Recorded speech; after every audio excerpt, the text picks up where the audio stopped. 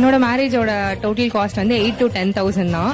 10,000 ஆமா. எப்படிங்க? 2019ல தான் மேரேஜ் ஆச்சு. எங்களுக்கு லவ் மேரேஜ் தான். அம்மா வீட்டு சைட்ல ஒத்துக்கிட்டாங்க, அவங்க வீட்டு சைட்ல வந்து சுத்தமா அக்செப்ட் பண்ணவே இல்லை. சோ நான் ஒரு நைட்ல பிளான் பண்ணி 10 o'clock ஹஸ்பண்ட் கால் பண்ணி நாளைக்கு நமக்கு மேரேஜ் அப்படின்னு சொன்னேன். சோ ஈவினிங் ஒரு 6 to 10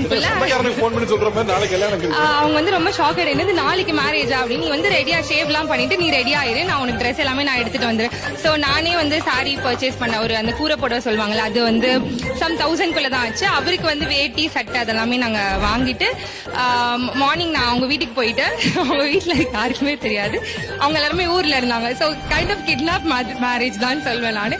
சோ கீழே நான் பைக்ல வெயிட் பண்ணிட்டு இருந்தேன், அவங்க வந்தாங்க. என்ன வந்து மேரேஜோட அந்த லுக்ல பார்த்தோன்னே ரொம்பவே ஷாக் ஆயிட்டான். இங்க இருந்து கிளம்பு, நம்ம போயிட்டு வடபணியில போனோம். யாரையுமே இன்வைட் பண்ண, ஒரு 4-5 பேருக்கு தான் சொன்னோம். பட் அவங்க ஃப்ரெண்ட்ஸ் எல்லார்கிட்டயுமே சொல்லி அங்க ஒரு 20-25 பேர் வரைக்கும் அவ்வளோ பேர் வந்துட்டாங்க. நாங்க எக்ஸ்பெக்ட் பண்ணவே இல்லை.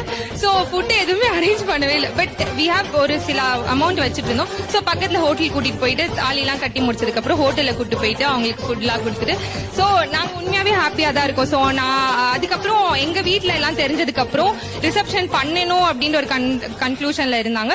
சோ இது என்னோட ரிசப்ஷன் ட்ரெஸ் தான். இதோட காஸ்ட் வந்து எவ்வளவு இருக்கும்னு நினைக்கிறீங்க? 1,200 அவ்வளவுதான். சோ 3,000 அவ்வளவுதான் ஆச்சு. அவரோட ட்ரெஸ்ஸுமே அவ்வளவுதான் ஆச்சு. சோ ரொம்ப